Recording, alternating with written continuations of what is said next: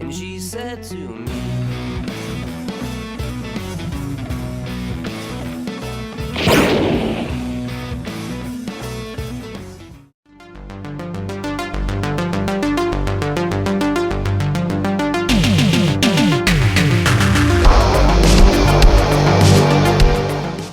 Written and directed by Philip Cable, we are talking Night Mistress. And this is a 2023 movie on the festival circuit, but out on general release in 2025. Now, it's marketed as a horror movie. It really isn't at all. It's more like a revenge thriller. Think a very, very micro-budget version of Death Wish. You've got a couple of recognisable screen queens in the movie in small roles such as Brinke Stevens and Debbie Dutch. What's the story? It focuses on a woman who is an aspiring screen queen, and her director boyfriend are trying to make it into the big time, and they're kind of doing a variety of films. And there seems to be some type of mafia mob that are coercing film producers and people behind the kind of the film industry to do criminal things, I guess. But the director and partner of our main character refuses to obey these mobsters, and as such he is killed. And his girlfriend, this kind of aspiring scream queen actress, decides to take revenge on the killers, killing the members of this criminal gang in the guises of various movie characters that she has played in her B-movie career, including kind of aliens and Visible Man, kind of slasher types. What will happen? You'll have to watch the movie and find out. So let us discuss, and again a warning, this is an extremely low budget gonzo style movie, probably costing no more than a few $1,000s, I would suspect. Alright, what works? I think the idea here is somewhat of a fun, albeit hokey concept, where we have a revenge tale where this kind of our protagonist, this woman, is using the kind of the personas of various different characters that she has played in her movie career to dispatch various kind of criminals. Like, for example, we have an alien where she's using kind of like a laser gun, and she gets this prop guy to knock up her kind of killing tools, and he thinks he's doing it for like a film, but in actual fact she's actually killing people with them. So he's like the kind of the Q almost, and she's directing him what she kind of wants him to do, and he makes these various kind of weapons and things like that, and armor, presuming that they're going to be used in a movie, but in actual fact they're going to be used for murder. So I do think this has kind of a fun idea. Obviously, when you think about it, if you are using ultimately the characters of movies that you've been in, it's going to be relatively easy to identify who you are, because there's clearly a connection there. But, you know, shh, don't worry about that. It's a B movie. Anyway, but it's a fun, albeit slightly flawed kind of process there. It is nice to see a couple of screen queens, but they're not in big roles. Brinke Stevens plays our kind of police captain, I suppose, and was probably, to be honest with you, the best actor in the movie. You know, she doesn't do much. She's kind of sat behind a desk, basically barking orders and stuff. And the movie does spend a reasonable time with our police doing this kind of investigation.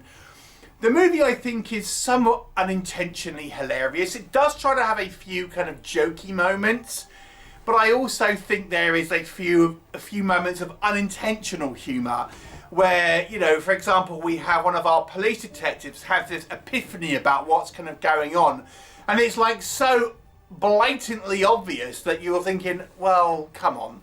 And it's meant to be like this big reveal, and like, it's like the way they film it, it's so hammy. like this kind of where the penny drops to this kind of police officer. It's unintentionally hilarious. They might tell you that it was filmed as a joke, but I don't believe it. There are a couple of kind of gags and kind of, you know, comedy moments in the movie. But it takes itself reasonably seriously outside of that.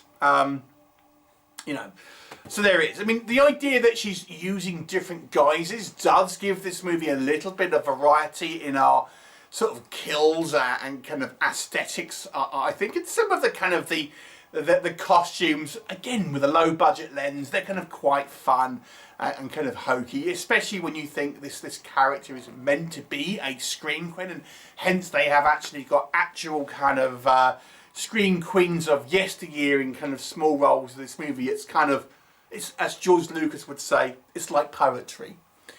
But what does not work in this movie, it is very low budget, and it really does come with a lot of baggage from that if you are not a connoisseur of the low budget variety. For example, even when on a technical level, I'm presuming it was maybe filmed on phones, because we can kind of hear like knocking about when we have certain shots. We can kind of hear noises from behind the camera where something is like just knocking around and things like that. So it's not exactly a high quality controlled production here. It just seems like we'll just kind of chuck up, you know, a very quick kind of production and it's fine. Move on to the kind of the next shot and things like this. This movie relies a lot on dialogue. More than I was expecting for a film like that. And on one hand, you might say, well, you know, dialogue is the key to having characterization and, you know, characters that we can empathise with, care about and root for. And that might be true in some circumstances. But I think the character work here is ultimately quite poor. When our movie is introduced and we have a whole smorgasbord of different characters. I mean, there's a lot of these characters that are these criminals, and I think that what they're trying to do is set up various different criminal characters that our protagonist can take out in her various guises, rather than having sort of faceless goons, I suppose. But there's just too many of them. We don't really get to know about who these kind of characters are. We just see various people kind of walk into scene and start talking. Well, who the hell are you? There isn't a lot done in the actual kind of like character work, to be honest with you. So, you know, it misses a little bit in that genuine kind of character building. It's not helped by, unfortunately, the acting is on the mixed side, let's just say. And some of the kind of the dialogue here is, you know, it's very B-movie, you know. So you've got a lot of the time subpar acting, which you'd probably expect from a film like that, if we're being honest. Not exactly inspired dialogue, in a surprisingly dialogue-heavy movie, to be honest. And because the dialogue, it tends to be a lot of dialogue in this movie, what it lacks then is the visceral side of things, where we have these action sequences, kill sequences, whatever you want to call them.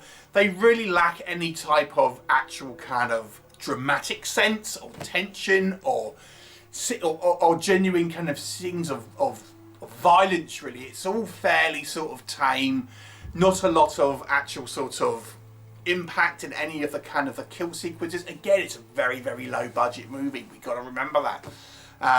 But it's really lacking any real impact or bite, unfortunately.